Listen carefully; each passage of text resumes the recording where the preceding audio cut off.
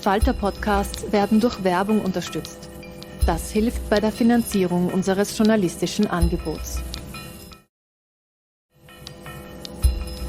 Falter Radio, der Podcast mit Raimund Löw.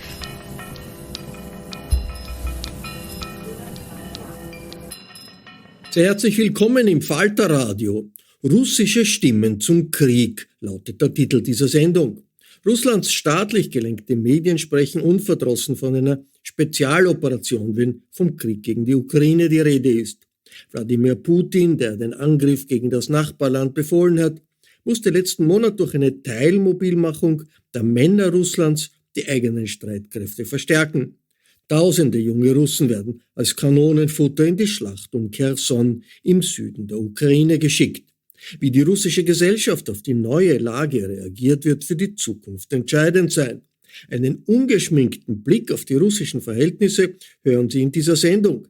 Das Renner Institut in Wien hat 3 Expertinnen und Experten, die selbst aus Russland kommen, geladen, um über den Zustand der Zivilgesellschaft unter den Bedingungen des Krieges zu berichten. Hören Sie ungewöhnliche Zeugnisse aus Russland in englischer Sprache. Grigory Yudin, politischer Philosoph von der Moskauer Sozialwissenschaftlichen Schule.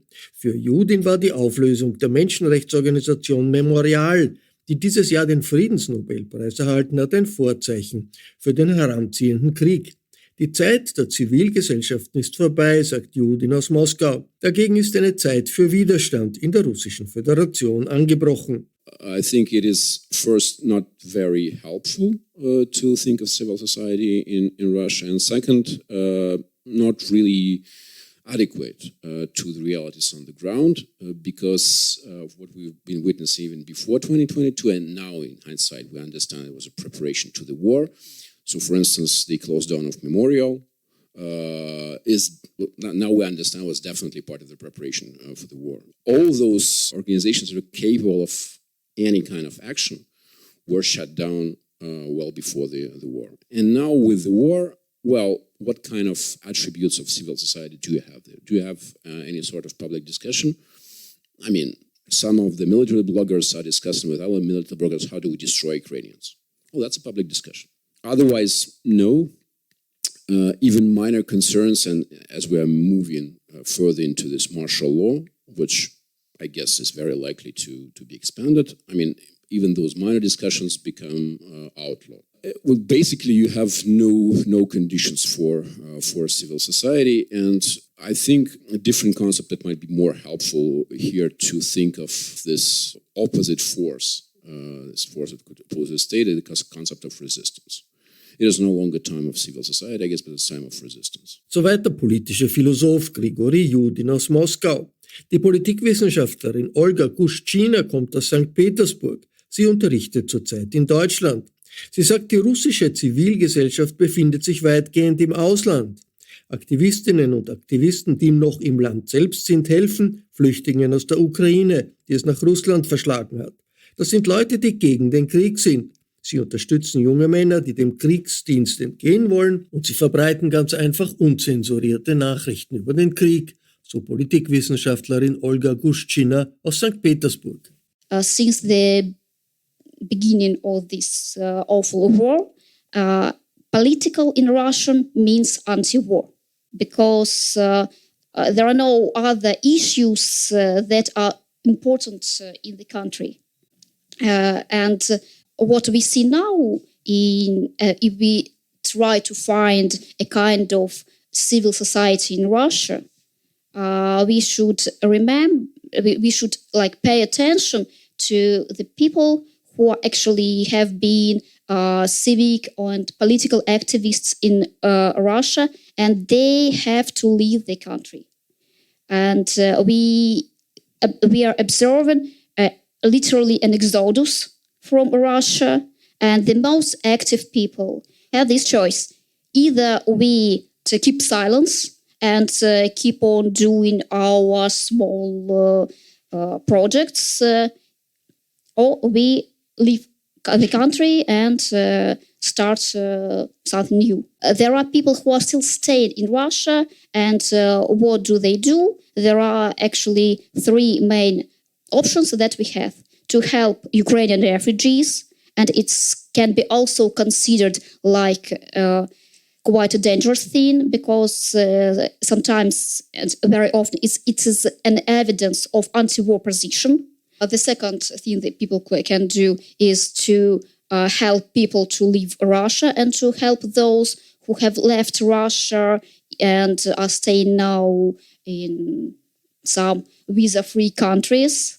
The third one is to help people to spread the information about war and to spread the information about the mobilization, about the ways how to escape from the mobilization, and to trying to break this wall of not understanding what's going on. Soweit Olga Gushchina, die Politikwissenschaftlerin aus St. Petersburg. Elena Lipilina vertritt Sportlerinnen und Sportler der LGBTQ-Community von Lesben, Gays und anderen sexuellen Minderheiten in Russland. Sie lebt im Exil und verweist auf die schlimmen Auswirkungen, die es für die russische Zivilgesellschaft hat, dass immer mehr EU-Staaten es Staatsbürgern aus der Russischen Föderation schwerer machen, Visa zu bekommen. Schengen-Visa sind für Aktivistinnen und Aktivisten kein Luxus, sondern ein Ausweg, wenn sie in Gefahr sind, sagt Elena Lipilina. For a long time, the Schengen visa was not it was not a privilege. It was something that you needed to have in a passport to flee the country quickly. I mean, lots of people who, knew the risks had it. They always had a valid passport. They always had a Schengen visa. It was, for many people, not a luxury, of seeing Paris. It was actually the way to get through the border quickly and outside the country. And, now with the borders literally being shut down, lots of people are feeling very, depressed is not the word that covers it, but they're feeling lost and they're feeling isolated from the rest of the world, and that's the feeling that is quite mutual. So they're isolated within the country. The government says, we don't want you, and they're isolated from the outer world because the outer world says, oh, you're Russians first of all. Soweit die russische LGBTQ-Aktivistin Elena Lipilina. Das waren Ausschnitte aus einem Meinungsaustausch im Karl Institut, bei dem es tiefgehende Einblicke in die russische Gesellschaft im Krieg gibt. Die Diskussionsleitung hat Stefanie Fenkart. Wie passt überhaupt der Begriff der Zivilgesellschaft auf das heutige Russland, lautet die Frage zu Beginn, die Grigory Yudin anspricht. The idea of civil society, of course, comes from a very specific intellectual tradition, namely a liberal one. The idea behind this concept is the juxtaposition of the state and civil society, so as to leave for civil society sort of room for communication, public communication, that would, to a certain extent, at least curtail the state or limit the state and create an area for independent action. The idea of civil society and the concept of civil society gained considerable traction in Russia in the 90s with the liberal reforms. And we saw a rise of NGOs, which are interestingly called in Russia NKO, which is non-commercial organizations, and that actually tells a lot about how the whole thing is framed in Russia. It was exactly in the 90s, but mostly after the 2012, that it became relatively clear that civil society is imagined by the state as a strictly apolitical domain, which kind of contradicts the initial concept of civil society, because as we know from Habermas, for instance, that civil society actually has a lot of potential for political reforms. And it often happens so that free communication and public speech, development of public sphere precedes some political reforms. And this is a technology for limiting, for restraining the state, and later for attaining some political aims. With this new image of civil society, it almost became a demand for it to become completely depoliticized. And interestingly, it was at this point that where so many organizations flourishing that would accept this label of NKO and start working in an apolitical way, but still promoting some sort of solidarity between the people. And what they discovered very soon was that any kind of activity like that, if it is successful enough, very quickly turns them, guess what, political. Because actually there is no basic definition of what is political and what is not political. Every time you gather people, you engage them in collective action, even if it's like caring about dogs. It has some potential of becoming political. Either it develops its own political agenda, as it happens, for instance, with associations of cyclists in Moscow, who at some point started making the political demands, and they were immediately disbanded after that. Or even if it abstains from doing that, it still contains some potential for future political action when there is a necessity. So when there is some sort of political shock, people start looking around, thinking of who could they organize with, and they immediately come across their peers in these organizations. So that started a long and I think not very productive discussion within Russia, whether it makes sense to stick to the law, because the law is the issue here, of course. The law tells that these organizations are basically forbidden to engage in political activities. Some of them would accept that, believing that kind of raising this solidarity from below would, in the end, have some transformative effect on the system. So they would strictly adhere to the law and admit that they're apolitical. Some of them would do it, a tactical move, but many of them would do it wholeheartedly, and it was always a case with Russian activists that when some sort of protest starts happening, you immediately see people saying, "No, we're not. It's not about politics. It's not about politics. We don't want you politicians here. We just want to get our things solved." And then you have a different group who was suspecting from the very beginning that that's not going to help. It's not a working strategy, that the situation will deteriorate, and if you abstain from political intervention, you actually help your opponent pressing you further.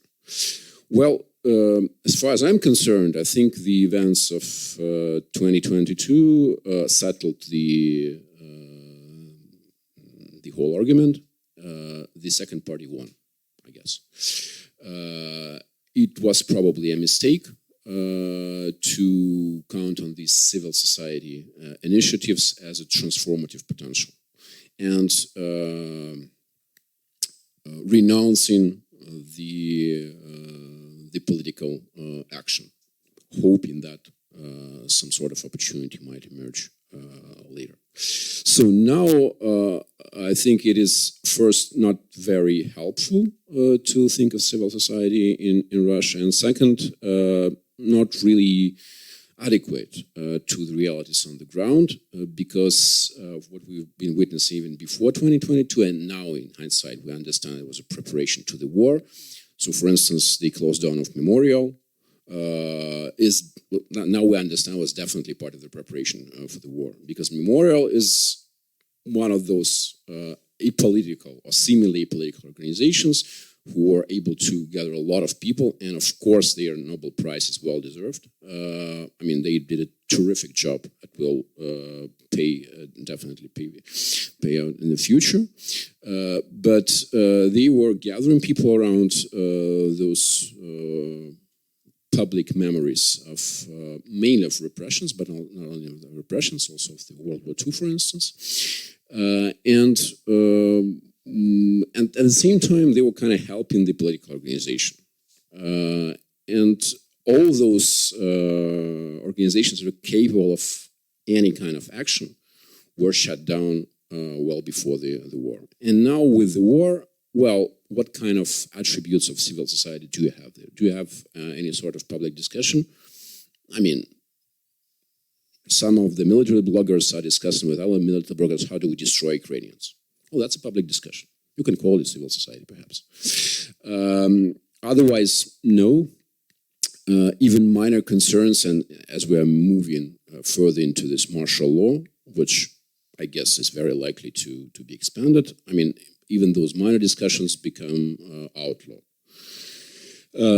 Well, basically, you have no conditions for civil society, and I think a different concept, and I'll stop at that.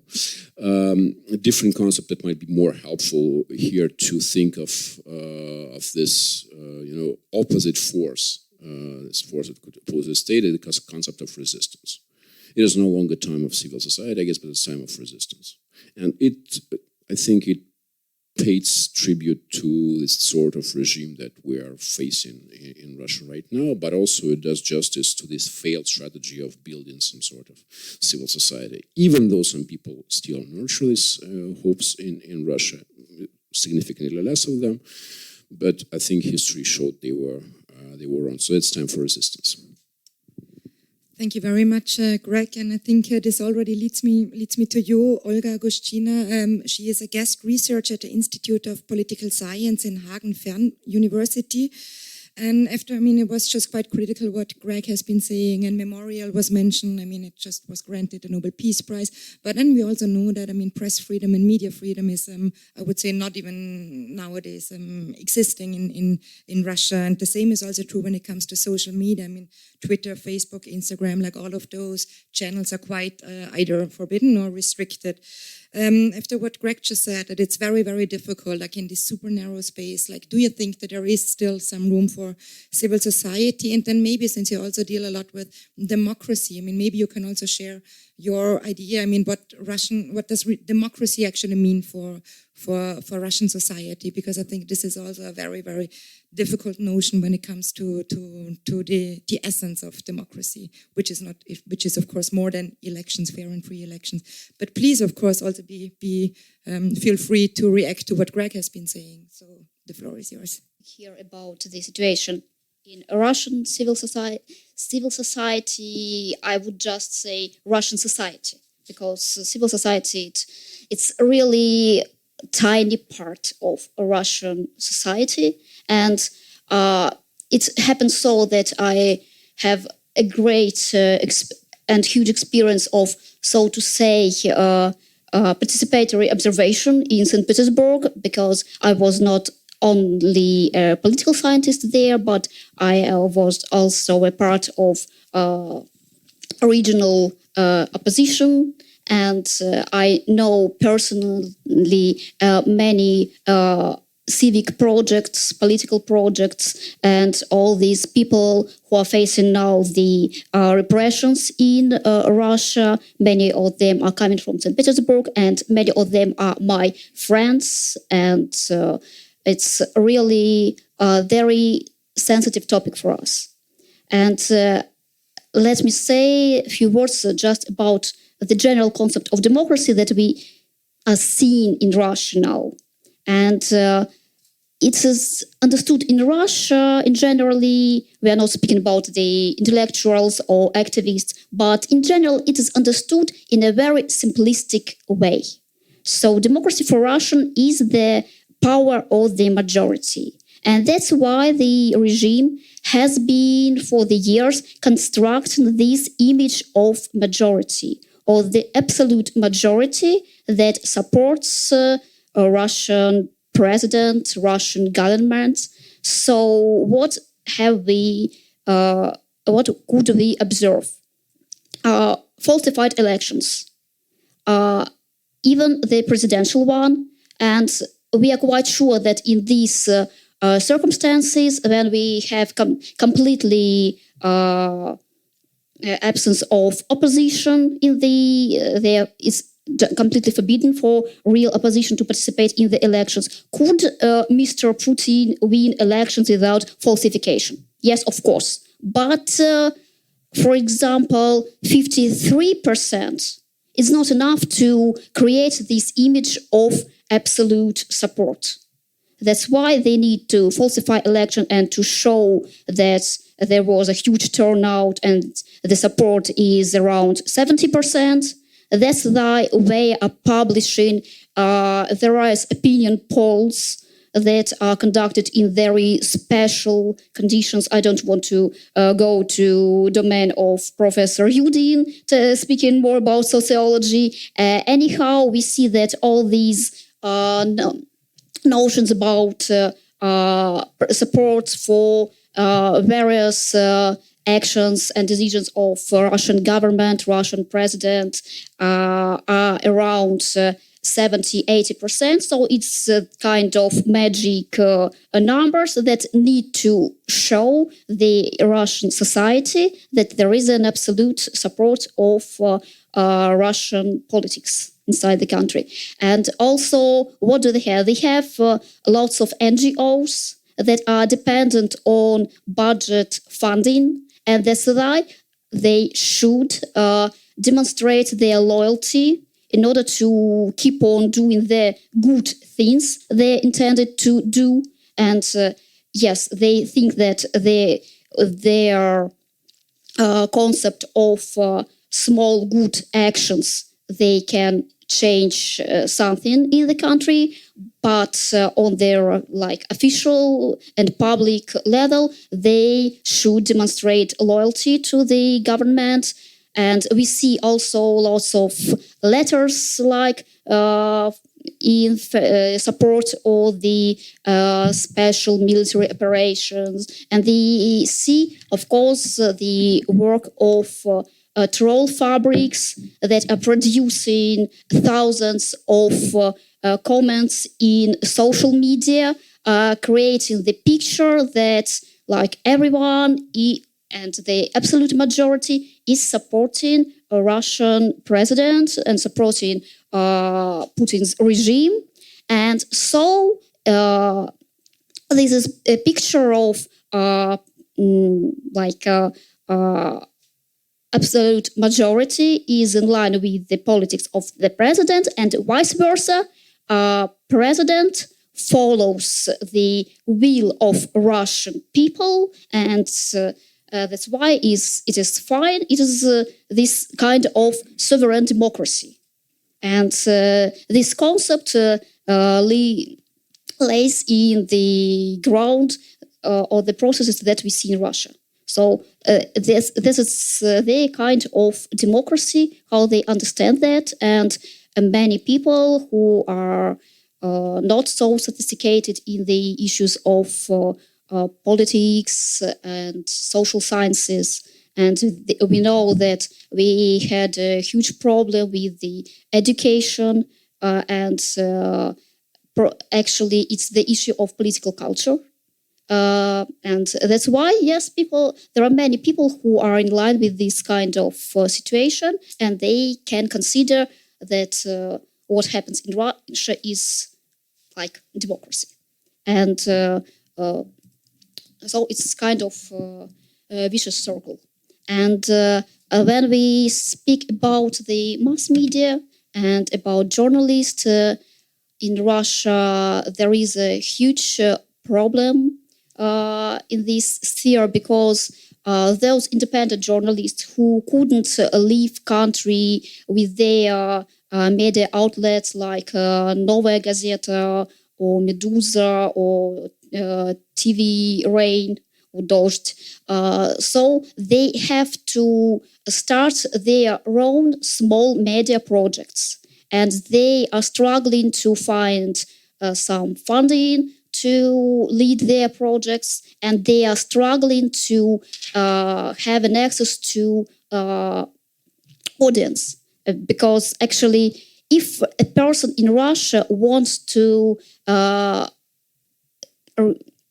have some kind of alternative information, it's not that impossible. There is Telegram. So Telegram channels are extremely popular among those who is looking for some alternative news in Russia. There is YouTube, and it's also going very popular. And many Russians know how to use VPN in order to access blocked websites and social media. So it's not a huge problem in these terms. But there is a problem that we go back to political culture and the lack of media literacy and lack of political literacy. People just don't know that it's not enough to watch TV news and one should try to find an alternative perspective in order to make his own opinion. That's the issue. And it's a huge problem for the independent mass media in reaching this audience that is not so well aware about the political processes in the country. And I would say that there is a growing demand in order to find these alternative sources of information and to increase some kind of political literacy and to understand what's actually going on. And speaking about the political participation in Russia, I can add that since the beginning of this awful war, political in Russian means anti-war, because there are no such there are no other issues that are important in the country, because we had municipal elections in Moscow, but it was completely nonsense because it's the municipal deputies cannot change anything. And there was a couple of years ago, there was a hope that people who come to local politics can change the landscape. And the last success story was in St. Petersburg, in my hometown. Then in 2019, over 200 independent municipal deputies have been elected. But just in half of the year, there was announcement about the changes to the constitution, and it has already then become all clear that there will be no positive political changes in the country, and all these activities on the local level will just go in vain. What we see now, if we try to find a kind of civil society in Russia, we should remember, we should pay attention to the people who actually have been civic and political activists in Russia, and they have to leave the country. And we are observing literally an exodus from Russia, and the most active people who had absolutely wonderful civic and political projects in Russia. I can give a couple of examples, like the director of charity organization in Russian Ночлежка. In English it will be night shelter. It was a absolutely fantastic NGO. It was really one of the best examples of civic society organization in Russia. So he has decided to abandon the organization and to leave country because he was afraid to harm to this NGO because he has anti-war position. And it's true. So people have this choice.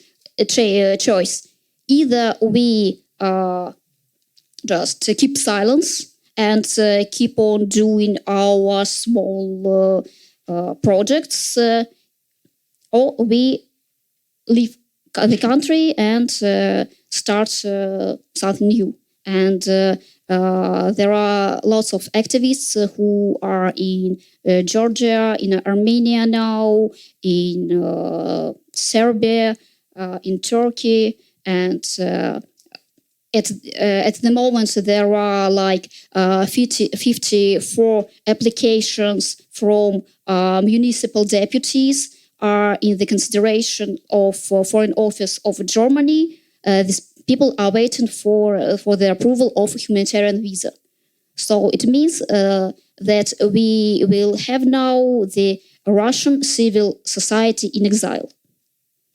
So it's the civil society that we have, and there are people who are still staying in Russia. And what do? There are actually three main options that we have to help Ukrainian refugees, and it can be also considered like quite a dangerous thing because sometimes and very often it is an evidence of anti-war position. And there are many people who are trying, for instance, to Ukrainian refugees who have been forcibly displaced from Donetsk and Lugansk region to leave Russia through Estonia and Finland. And the second thing that people can do is to help people to leave Russia and to help those who have left Russia and are staying now in some visa-free countries. And they're arranging shelters, consultations, they arranging psychological help to those who have left Russia. And the third one is to help people to spread the information about war and to spread the information about the mobilization, about the ways how to escape from the mobilization and to trying to break this wall of not understanding what's going on.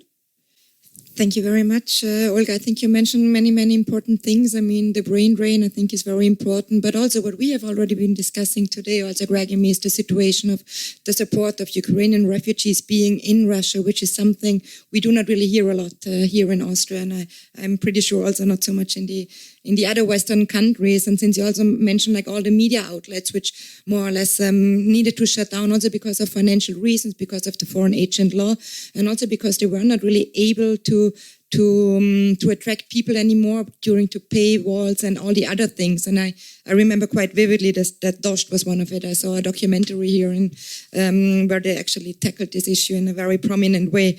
Thank you very much. And our last but definitely not least speaker is Elena Lipilina. I'm sorry for that one. She's the president of the Russian LGBTIQ Sports Federation. In exile. In exile, again, the third now. But maybe as you just heard, I mean, Greg was saying it's very difficult actually talking even about civil society. Is it even still existing? I wouldn't even say so. And then Olga was also saying similar things, how difficult it is, and they are very, very narrow. And then we also do know that, of course, a war always goes hand in hand with a decline in human rights and a decline of liberal freedoms and all the other issues which are coming there. Nevertheless, I mean, I would say especially the LGBTIQ scene always has been quite under pressure in Russia. But then again, Russia is a huge country and there are many different regions. And I know for sure that, for example, in Chechnya, it's even worse than, for example, I'm guessing in St. Petersburg. Chechnya, I mean, a lot of Muslim population with Kadyrov being the leader of the country where many LGBTIQ people are tortured and even murdered. And it's difficult and also to get them out of the country. And this is also, so my question would be from your experience. I mean, how do you see the situation, especially from your civil society community, which is very important? And then again, I mean, with also this new introduction of visa restrictions organizations. I mean, I guess it's very important, especially for people from civil society to get to support and also to get out of the country and also to have a link to other countries. And is this still there? And how would you assess the situation? And did it worsen a lot since the war? And was there, even if at all, any progress before that? Thank you for the question and thank you for having me here. To answer it step by step, it didn't even start in 2014 when the law on gay propaganda was adopted. It actually started in 2006 when the regions were given authority to decide on gay propaganda, and a couple of regions were not even including Chechnya. It was St. Petersburg, Moscow, and Ryazan for some reason, and a couple of others, Nizhny Novgorod. So the process started long before, it reached some sort of a conclusion in 2014 with the law on gay propaganda for the minors, and that was an important point. And for the civil society, or the lack of whereof, that was a case in point that, it's for the minors, maybe it's not that bad, it's not an omen of something worse to come. We're not yet Gilead, we're not yet Afghanistan or Iran, but we are, we can manage, we can make it happen, and, maybe we slap the plus 18 on the entrance on our, on our events, and that's not going to happen to us. But the problem with this is that the Russian government creates an intentionally porous legal framework. So within that framework, basically you need to pay attention to whatever is targeted. And if it says LGBTIQ, it targets LGBTIQ. It doesn't matter what follows after that. The words propaganda, minors, it doesn't even matter. What matters is you're under pressure. You're the target of this. So this is exactly what happened. My organization, following what Professor Yudin said, was one of those NGOs that chose the path of not saying we're doing political things. We had lots of discussions within our board on whether, sport is political or apolitical. And we are, to date, the only still registered LGBTIQ organization in Russia, the only one still standing. I don't know for how long. I don't think for long. We haven't been slapped with a foreign agent's label yet, because, sport is something beyond the radars. We've been having our organization, our events that are, again, flying under some sort of a radar. Not really, because, we've been denied, venues. We had police raids coming in. We had participants being attacked. So all those things, they started happening and they were escalating. So the thing is, as soon as, this law in 2014 was adopted, no one was safe anymore. And that was an omen of something worse to come. You're right about that. It's the suppression on civil liberties that start with LGBTIQ. LGBTIQ was always the contentious topic within the Russian society. And again, following what, Professor Gushchina said, it always was presented as the will of the majority. We, the Russian people, hate the gays, and the only true marriage is between a man and a woman. And this is the rhetoric that is being now repeated. And the scary development for everyone now happened yesterday. There was a public discussion of the gay propaganda, no minors, just total ban on gay propaganda. LGBT homosexual propaganda, but it doesn't change the content. The whole discussion was a full-on travesty. The sort of arguments given there ranged from Spider-Man and Peppa the Pig. I mean, seriously, these are representatives of the state that are mentioning these sort of arguments as people needing protection from those kind of displays of homosexual behavior. These kind of arguments lead to an eventual, acceptance of this law. So lots of organizations that are already abroad, again, trying to address the second part of the question, most of the LGBTIQ organizations have already fled the country. They were a part of this exodus. They are trying to help from beyond the grave, beyond the borders. But the problem is this: they cannot access the funds either way. So whenever LGBTIQ organization that fled to, let's say, Lithuania, we know those, lots of them are settled down in Vilnius, for example. They cannot have any project that would impact the community in Russia, that would help other activists flee because of the funds. there is no way they can access it. There was no way they can wire it. There is no way they can help. And also the visas, because for a long time the Schengen visa was not it was not a privilege. It was something that you needed to have in a passport to flee the country quickly. I mean, lots of people who, knew the risks had it. They always had a valid passport. They always had a Schengen visa. It was, for many people, not a luxury, of seeing Paris. It was actually the way to get through the border quickly and outside the country. And, now with the borders literally being shut down, lots of people are feeling very, depressed is not the word that covers it, but they're feeling lost and they're feeling isolated from the rest of the world, and that's the feeling that is quite mutual. So they're isolated within the country. The government says, we don't want you, and they're isolated from the outer world because the outer world says, oh, you're Russians first of all. It doesn't matter if you're the LGBT, you're the Russians. And I've had these cases as a representative. I'm a board member of the European Gay and Lesbian Sports Federation, and there were some talks at the level of Eurogames, which is the annual sports event for the LGBTIQ, that they should not have the Russian LGBTIQ at the event because they are Russian. And there was no discussion at that point that we had to raise it, of course, because I was like, how? Of course, again, like LGBTIQ is not, a homogenous class. Of course, there can be different views within that class. It doesn't automatically mean, the person who's LGBTIQ is anti-war. I cannot say that. I won't vouch for that. But the percentage, is marginal, and you shouldn't really exclude someone who's LGBTIQ and is the same oppressed class from being able to access safety. And this is something that's happening right now.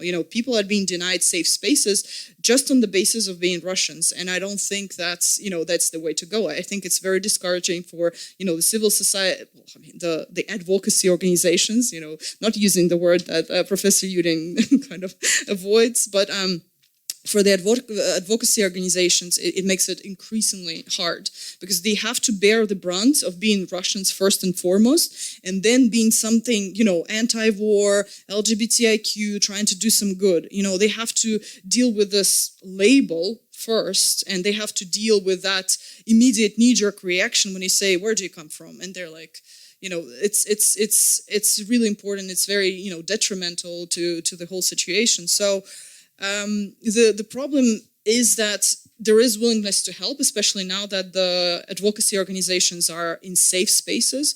The Russian LGBT community is not, and more than ever. Of course, again, since the discussions were kind of a farce, they lack public support because that's the straw that the government seems to be grasping, and it's on one level. On another level, it's just I would say it's a programmatic statement. LGBTIQ is something from the West, and the West is sodomic and corrupt. So it's like,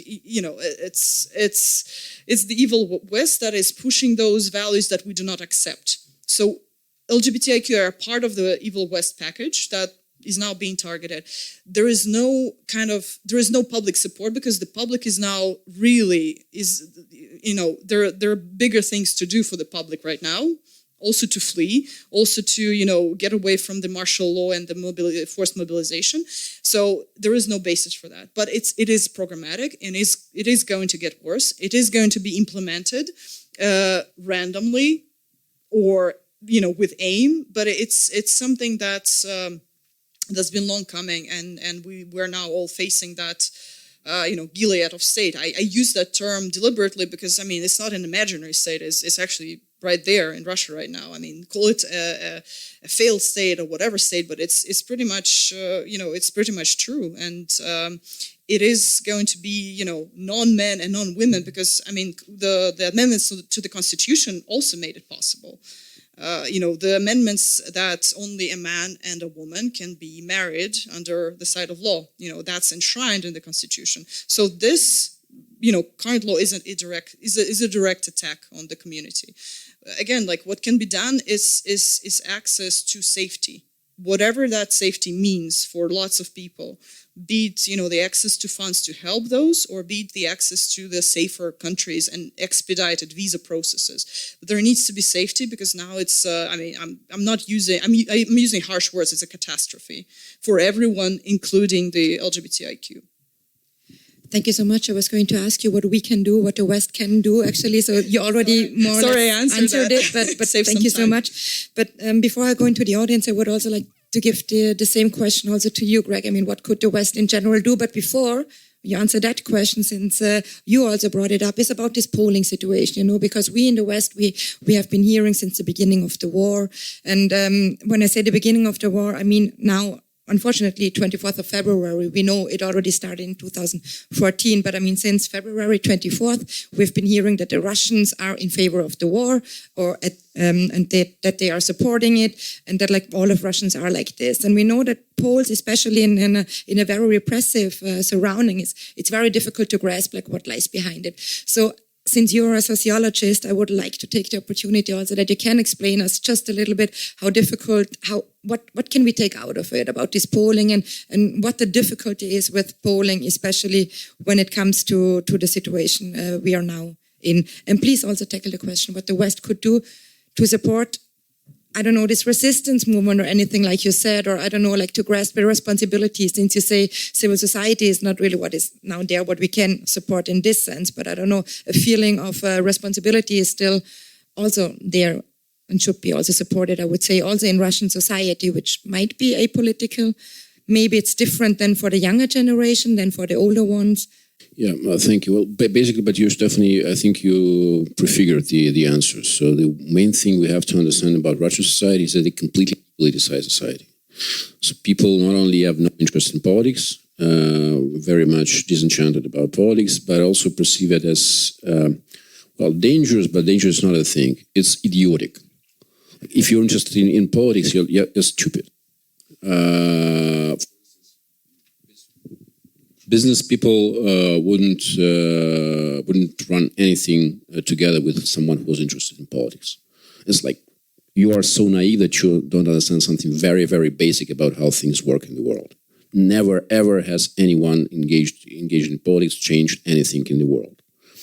So this is a complete depoliticization, and that leads to outsourcing of political issues to the leadership, which is also not good, obviously. But, I mean, they are there anyway, and probably they know better. And with all those opinion polls, this is the way they are interpreted in Russia. So let's start with the fact that the response rates in Russia are very low. They are generally low. That's not only a Russian problem, but in Russia, this has specific significance because people who would engage in responding to opinion polls, they would normally perceive it as something conducted by the state. Doesn't matter if it's true or not. This is the image of opinion polls. And so if someone is asked by the pollster to participate, well, the chances are that they will decline. The response rates are, I mean, after the war started, say 5 to 7%. But even if they would accept it, they would interpret it as an interaction with the state on the matters which people have no expertise in. This idea of outsourcing all things political to the leadership leads to very strong sensitivity to questions like, do you support something? Because if it is perceived as a decision taken by the leader, well, yeah, of course I do support that. The leader knows better. Just a couple of weeks ago, we had this wonderful poll by Russian Field, where Russians were asked if they would support Vladimir Putin if he ends the war right now, just like it is. It was 75% for that. And then the next question, do you support Vladimir Putin if he launches a second assault on Kiev? 60% for that. That tells you everything you need to know about that. The question is not, do you support some specific policy, but do you support the president? And that's it.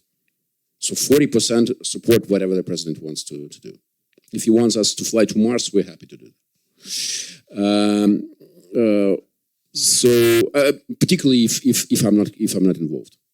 I mean, if somebody wants to fly everyone to Mars, let it be. But please leave me alone. So this is the message that you would normally hear from Russian people. This is bad. This is really bad. But this is a different type of disease. This is not a massive support for war, like engagement, aggression. This is indifference, complete disenchantment, nihilism. Those are very bad things.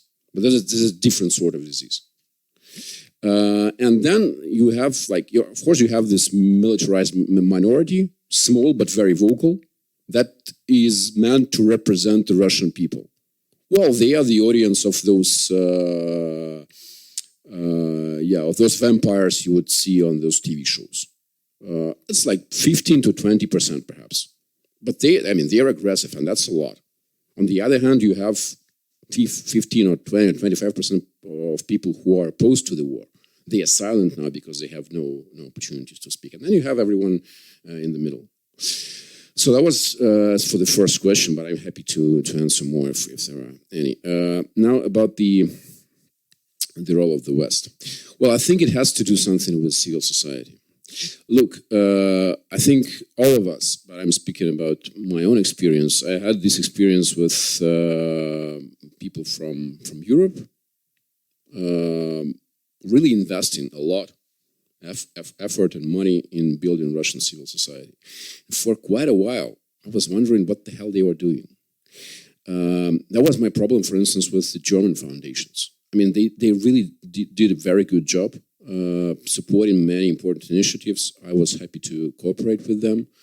But looking at that, I was seeing they pushing really hard on developing civil society, but at the same time, on the other hand, channeling incredible money into Putin's pockets.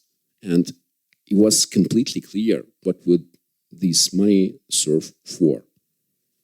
So what's the idea? Why are you doing something with one hand which is immediately destroyed by the other hand? What is the idea of financing these people who are definitely going to destroy civil society? Something you are investing in. What's the logic? This was something I was not getting, but that also reflects the issue with the idea of civil society, because there was this belief in a magic effect of civil society. Well, if we invest in civil society, probably it will grow and it will change. But how?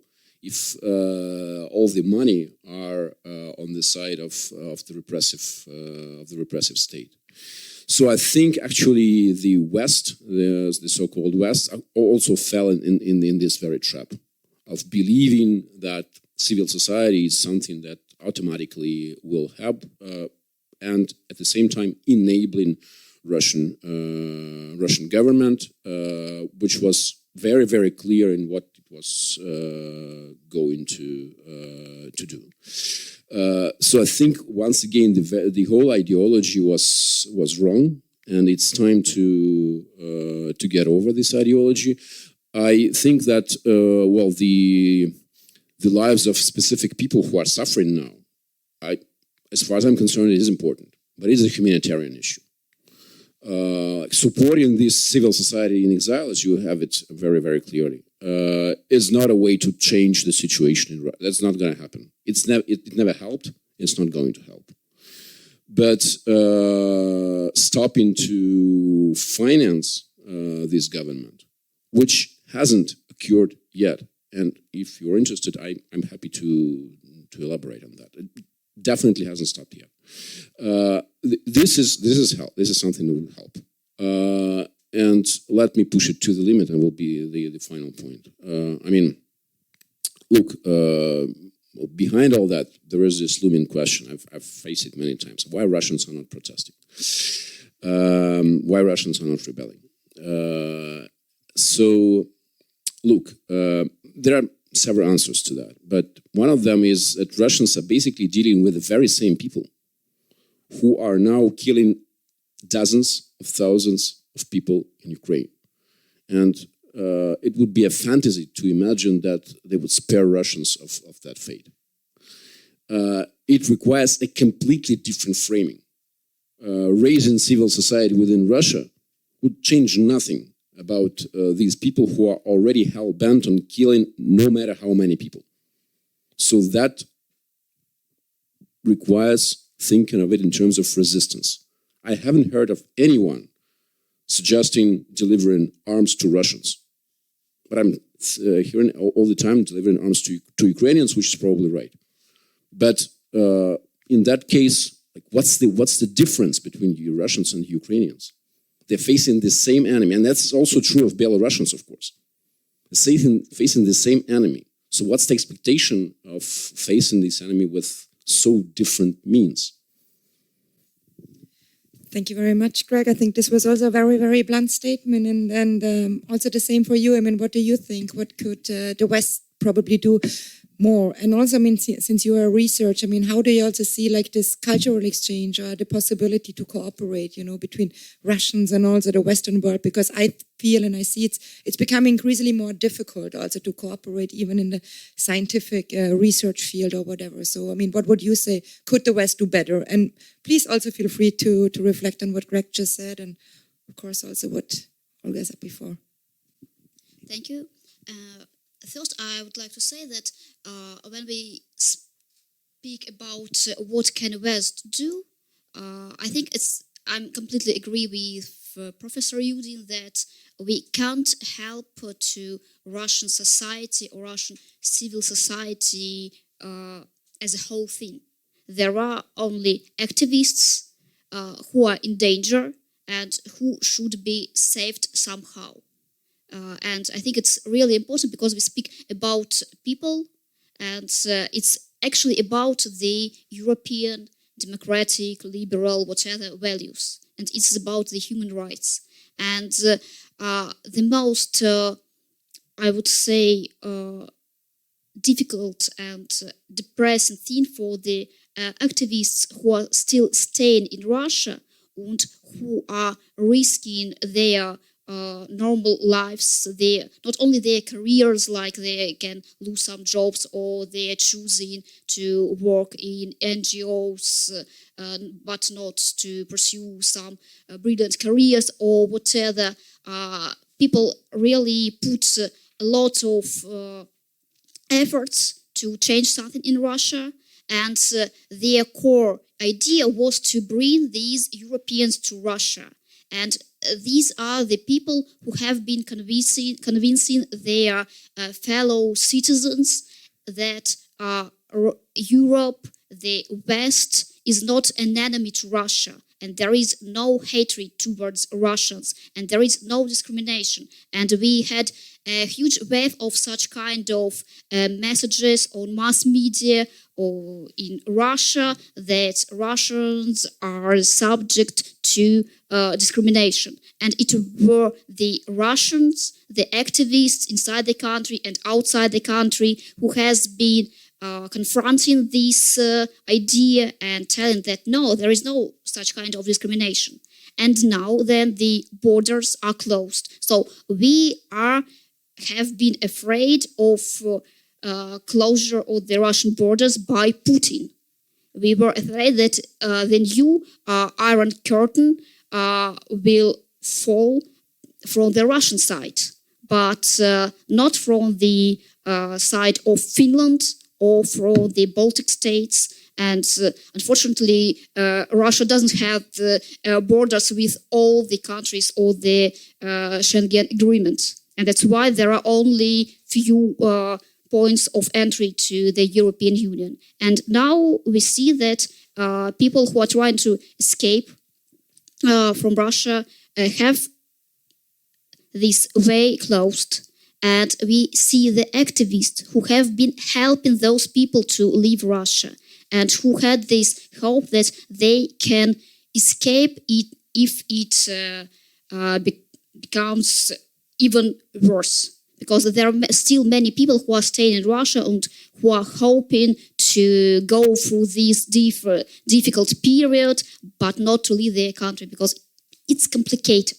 It's very complicated. It's a big tragedy. Then a person has to leave his home country not on his own will, but because of some dangers and some threats. And then those people, those activists, see the actually national discrimination. Then people are not let into European Union and are told that it is a privilege for Russian to have the freedom of movements, and they are starting to have really big doubts about actually the European values. I've seen like dozens of such kind of messages, comments from the people who I know personally, and I have no doubts about their principles and values, and see how these people who are actually the so they have been creating a huge basement for this emergent civil society in Russia. Now they have doubts in those values. It looks for them like actually Mr. Putin was right. There are double standards in Western countries. There is discrimination in Europe against Russians, and they actually basis of their values, this core of European values, and their desire to build democracy in Russia is under threat, because they see this attitude, they see real facts. I'm not speaking about some fake news spread by propaganda media. I mean first-hand stories. And I see like people are starting to think maybe we don't need these Western values if there are no true value of human life, and there is no true wish to save people irrespectively of their origin.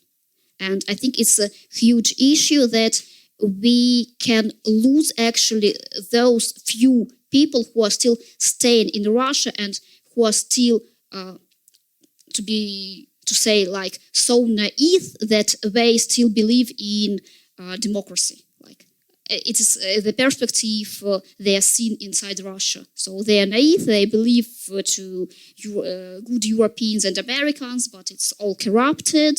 Now these people, unfortunately, see some signals that yes, the European democracy can be corrupted, and it's not that ideal like they wanted to see it. And I think it's the one. It's more about some kind of moral issue they're facing. And the second very big issue I see, and what I think European politicians should think about. There is a quite big group of political prisoners in Russia who are literally in jail. And Russian opposition is not a party to any kind of negotiation with the Russian government. So there is no one who will represent the interests of these people. So literally they have to wait until the Putin's regime falls in jail. And I'm not speaking about Alexei Navalny or Vladimir Karamurza, who have made some kind of choice to stay in Russia, to come to Russia, and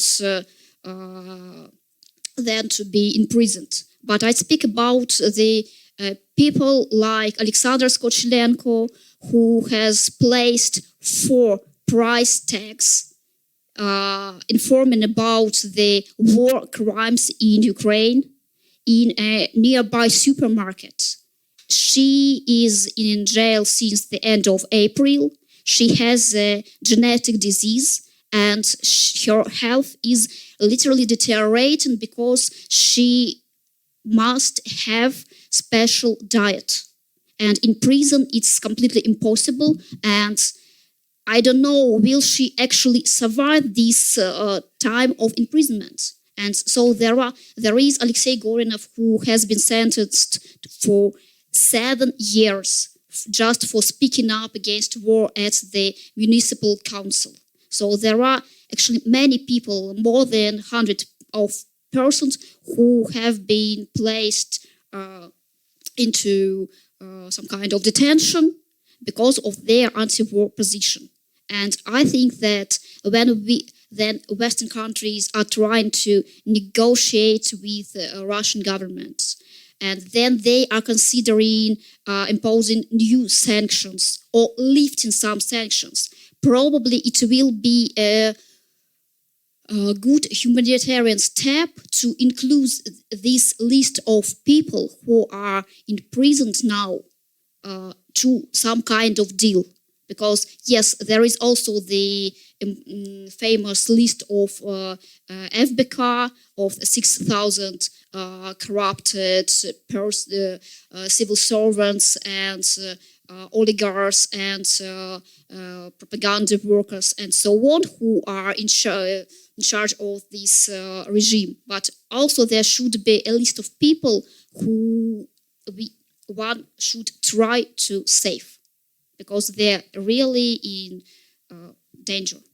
And so they're already in absolutely awful conditions of Russian prisons, and there is no other party who can raise their voice to help them. Thank you very much. Would you still like to add something to what Greg said or Olga said? I mean, it's pretty full as it is, but I mean, it is on one hand a humanitarian issue when you're getting out the people who are vulnerable, but also it is a matter with LGBTIQ specifically. It is a matter of public consciousness in a way. So when we're saying the will of majority is being manipulated, it is. But the problem is that, once Putin's regime falls, and eventually it will fall, we will be dealing with the same set of heritage that this regime left. And homophobia will be one of them, because at some point in 2014 or 2006, it doesn't really matter.